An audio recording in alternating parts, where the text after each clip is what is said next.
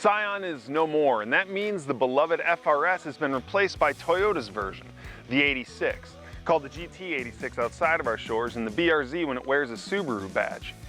To mark the occasion, Toyota took what was already a razor's edge and honed it even further, making small changes to the suspension, the transmission, and the steering, and adding a token bit of power too. Toss in a new front and rear fascia, and you've got yourself a mid-cycle refresh. So what does this mean for the 86? Well, Toyota already had a winner here, and despite sales dropping for the FR-S the last few years, there wasn't much that needed changing, ignoring the constant comments from the peanut gallery for more power. See, power has never been the 86's weapon of choice. The real strength here lies in the suspension, the chassis, and the deliciously low curb weight of around 2,800 pounds.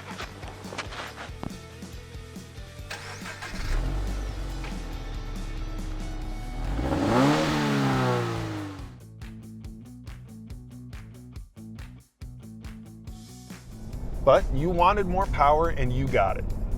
Now sure, it's only an extra 5 horsepower and 5 pound-feet of torque, and only if you get the manual, but at least they're heading in the right direction. Of course, anyone who says they can actually feel that extra power is either extremely sensitive or a liar, and smart money's on liar.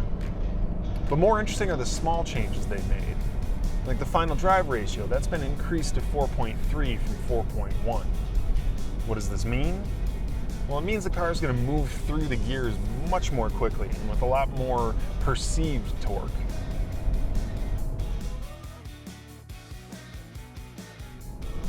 Think of it like dropping a gear on your bicycle. You don't get any stronger when you do that, but every time you pedal, it feels like you've got more power underneath you because of the shorter gearing. Now, previously they had the taller gears here because it meant you could get to 60 miles an hour a lot quicker with just one shift, first to second. Manufacturers like low 60 mile an hour times. It's a stat that everybody recognizes. It sells cars well, it looks great on paper. Here, you're going to have to shift into third before you get to 60. And it's going to take a little bit longer, but it's actually going to make the car drive better with more oomph in any position on the tack. That's a decision that manufacturers are usually reluctant to make, especially because it also hurts fuel economy. It's down to 21 city and 28 highway here in the manual. So bravo to Toyota for making the decision that benefits drivers most as opposed to the marketing team or the accountants. A lot of little changes to the suspension and the chassis as well. The front brace is stiffer, the rear sway bar is 1 millimeter thicker. The front springs are 10% stiffer, and the rears are, believe it or not, 15% softer, all in an attempt to perfectly balance out all of these changes for ideal weight shift during cornering. Now, if I told you that I could totally tell the difference between this and the old FR-S or the BRZ, I'd be lying. But I can tell you that the old car felt just perfect, and this one does too. Plus, Toyota says that all of these changes were derived from talking to people who are using their 86s at track days, so their heart is definitely in the right place. They also messed with the electronic tuning of the steering, but I can tell you that it still feels just as solid and direct and communicative as ever. A real testament to the fact that electric steering can be done right. And speaking of which, apparently this is the smallest diameter steering wheel on a production Toyota. Fun fact. Speaking of the interior, lots of little changes in here as well. New Alcantara inserts and soft touch surfaces here and there, and the button that previously said VSC Sport is now labeled Track Mode. VSC is Toyota's stability control system, and that actually got a little tweak this year as well. It's more permissive now, meaning you can more easily wag the tail out when you feel like playing Tokyo Drift. It's not the quickest way around a corner, sure, but it's definitely fun.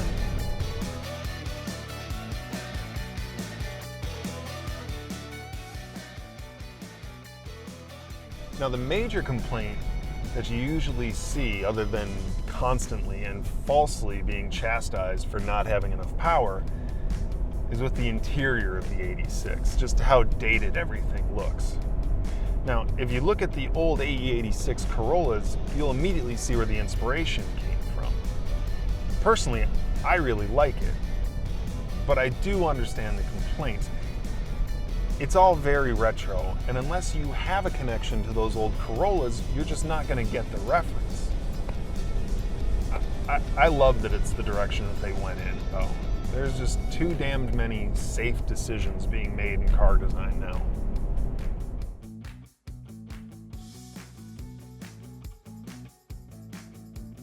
Plus, look how clean this whole layout is. It's just a few buttons, a few knobs, and you're good to go. Dual zone climate control? Please, you don't even know what temperature you're setting the system at. Are you cold? Turn it up. Are you warm? Turn it down. Done. If they just improved a few materials here, this faux silver metal trim, the LCD displays, and these climate control knobs in particular, that'd be a huge improvement. And I do miss the big red start button from the BRZ I tested. The seats are a bit of a miss, but it's mostly because of my size, I'm guessing. They look great, they're really, really supportive, but I'm just a bit too wide for this aggressive side bolstering. And as soon as I get stuck in stop and go traffic, my lower back starts aching, but I'm guessing someone closer to 6 foot wouldn't have any problems at all. And the back seat? I'm not even gonna attempt getting back there. It's good for kids and dogs and bags, and that's about it. But the rear seat backs do fold flat, so you can expand the 8.5 cubic feet in the trunk and throw in some extra wheels for your track day. I'm kidding, the promotional materials showed a picture of that. But I'm curious, has anyone actually been able to get 4 wheels into the trunk of this thing for a track day?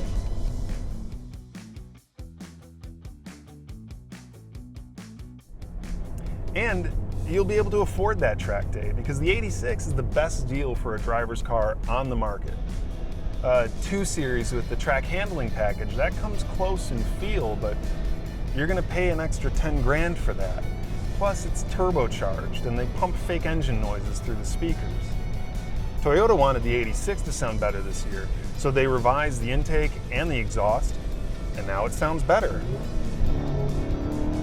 Simple.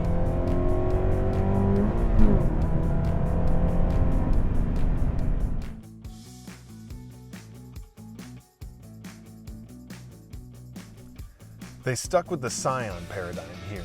You want the 86? There's just one trim and it costs $26,255. Want to add a bunch of features or a package? Tough, there aren't any available.